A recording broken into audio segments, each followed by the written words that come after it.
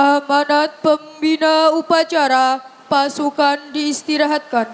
Untuk amanat istirahat teman gerak. Assalamualaikum warahmatullahi wabarakatuh.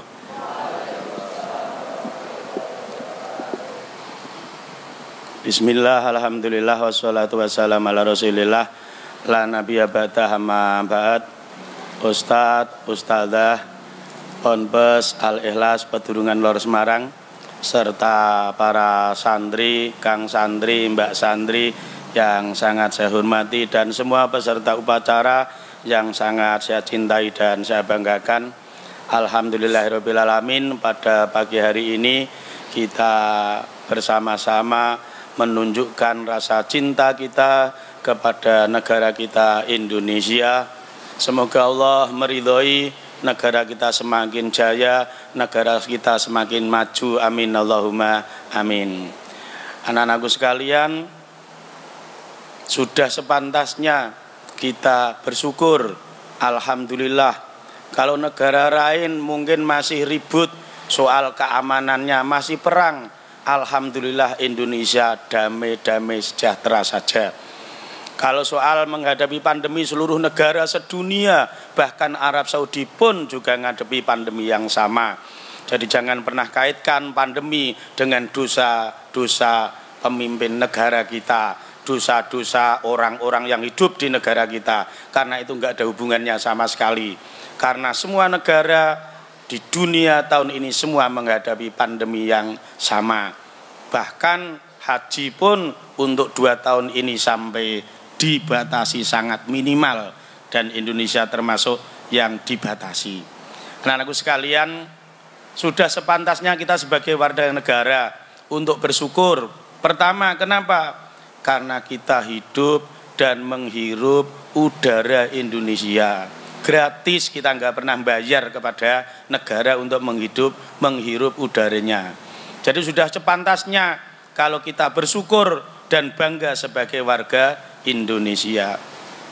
Lebih lagi secara spesifik, negara kita tidak pernah menghalangi bagi umatnya, bagi warga negaranya untuk melakukan ibadah dan mendakwahkan agamanya. Bahkan yang lebih luas lagi, kita harusnya sangat bersyukur. Kenapa? Karena Indonesia ini ibaratnya adalah sajadah tempat sujud kita. Setiap hari kita sholat 5 waktu ya di Indonesia. Kita wiridan, ngaji, pondok pesantren berdiri juga di Indonesia. Alhamdulillah, ibadah maupun kegiatan-kegiatan keagamaan tidak dihalangi sama sekali. Tidak dihalangi. Kalaupun kemudian masa pandemi ada batasan-batasan, yang dibatasi kan bukan ibadahnya, kumpul-kumpulnya yang dibatasi. Jadi bedakan ya, ibadahnya tidak pernah dilarang. Pemerintah tidak pernah melarang sholat id, pemerintah tidak pernah melarang untuk sholat Jum'ah, pemerintah tidak melarang untuk pengajian. Yang dibatasi adalah kumpul-kumpulnya.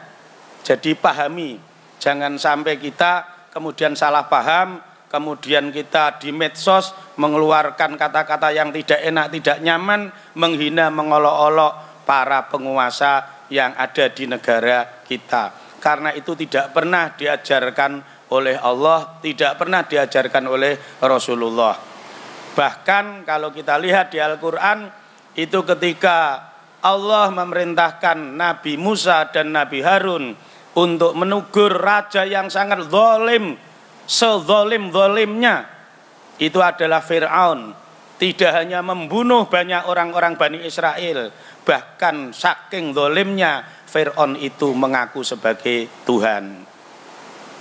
Jadi ibaratnya sebejat-bejatnya pemimpin waktu itu adalah Fir'aun. Tapi toh Al-Quran menyebutkan idhaba ila fir'auna innahu toho.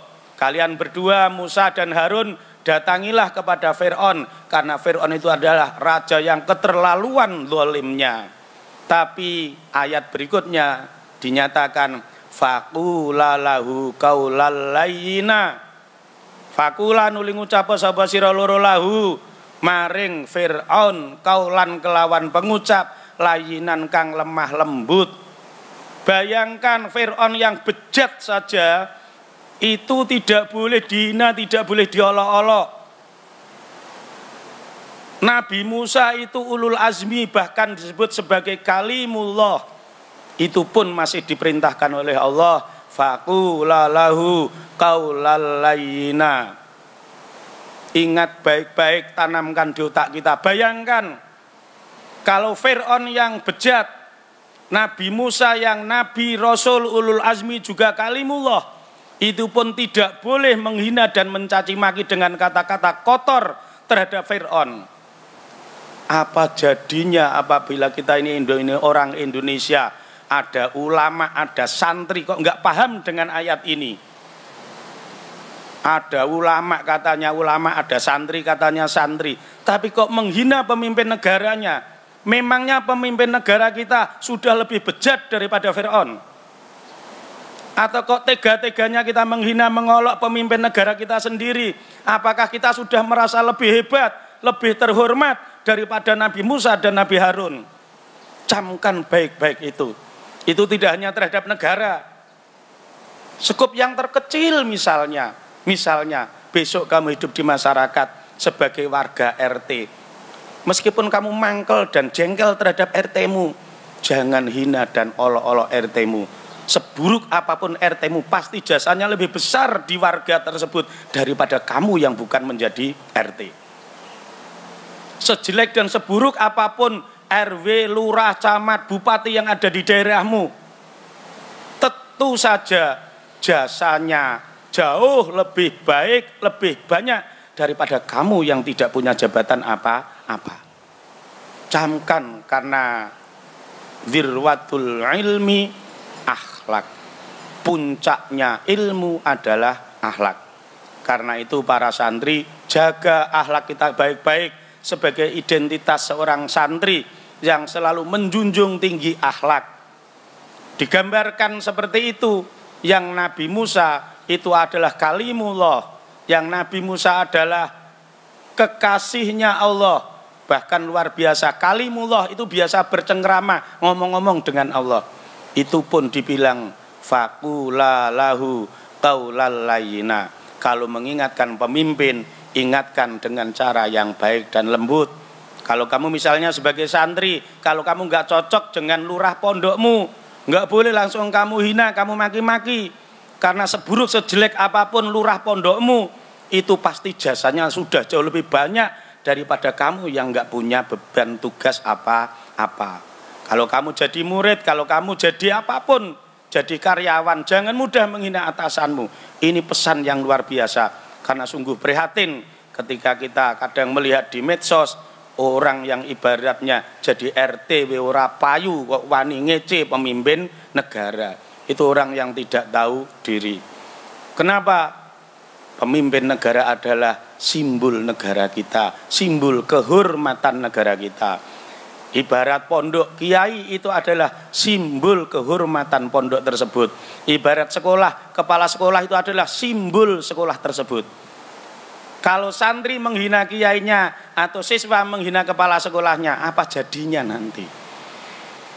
Setelah itu jangan lupa, santri nggak usah ragu-ragu untuk menghormati Sang Merah Putih. Jangan sampai kamu beralasan, saya hanya mau menghormati Allah, saya hanya mau menghormati yang hidup, barang mati aja kok dihormati. Jangan berpikiran naif, jangan berpikiran seperti iblis. Dulu iblis itu nggak mau sujud kepada Adam. Kenapa? Saya hanya mau sujud kepada Allah, saya nggak mau sujud kepada yang selain Allah. Iblis nggak sadar bahwa sujudnya iblis kepada Adam sebenarnya hanya perintah untuk taklim, menghormati saja, bukan menyembah. Jadi kita nggak perlu sujud kepada merah putih, kita cukup menghormatinya saja. Kenapa? Ini juga simbol negara kita. Karena itu jangan main-main dengan Sang Merah Putih. Ketika kain merah dan putih sudah disatukan jadi bendera, itu simbol negara, harus kita hormati. Jangan perlakukan sembarangan.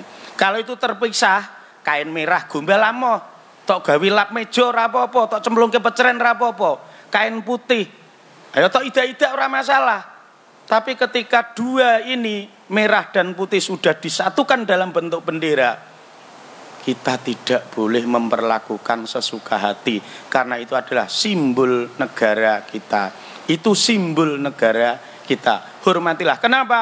Dulu ratusan bahkan ribuan ulama kiai yang ikut meninggal dunia baik di medan perang maupun meninggal di pengasingan hanya untuk berkibarnya sang merah putih. Kita santri yang tidak ikut berjuang apa-apa, mari kita ikut menjaga kerukunan, kebenekaan. Apalagi kita sebagai santri sudah biasa merasakan Bhinneka Tunggal Ika. Kenapa? Di pesantren itu banyak etnis, ya, dari banyak daerah, tapi ini adalah miniatur. Makanya para santri biasa mudah bergaul dengan agama apapun, dengan warga manapun. Kenapa? Di pondok sudah terbiasa, kumpul tidak hanya dengan satu komunitas, beda daerah itu sudah biasa. Bahkan yang nggak paham bahasanya pun bisa menyatu juga. Saya harapkan semangat kalian di pesantren dalam bentuk kebinekaan kelak juga bisa diterapkan di masyarakat. Kalian juga bisa melakukan kerukunan berdasarkan kebinekaan meskipun beda-beda daerah, beda-beda bahasa. Bahkan bisa jadi kalau besok kalian sudah pulang dari pesantren beda-beda agama. Tapi sadarilah semua itu adalah saudara kita, saudara satu negara. Kalau kamu nggak bisa menerima itu, lebih luas lagi, itu saudara kita, sesama manusia. Apapun wujudnya, kui podo wongi, kue wong kono ya wong. Maka hormati mereka sebagai manusia yang sangat dimuliakan oleh Allah. Karena Allah sudah memuliakan manusia, laqad karramna bani Adama. Seluruh anak cucu Adam itu kami muliakan. Jadi jangan pernah menghina etnis yang tidak kamu sukai. Karena apapun juga itu adalah manusia yang dimuliakan oleh Allah. Penciptanya saja ngalem-ngalem kok. Laqad khalaqnal insana fi ahsani taqwim. Masa kita yang enggak buat malah mau ngolok-ngolok. Emangnya kita yang buat. Yang buat aja memuji-muji kok. Kita yang tidak membuat kok malah mengolok-olok. Itu yang bisa saya sampaikan. Semoga semangat kebinekaan, semangat perjuangan kita untuk cinta terhadap tanah air bagian daripada hubbul waton minal iman. Karena kecintaan kita kepada tanah air adalah wujud bagian dari keimanan kita. Aku qouli hadza. Assalamualaikum warahmatullahi wabarakatuh.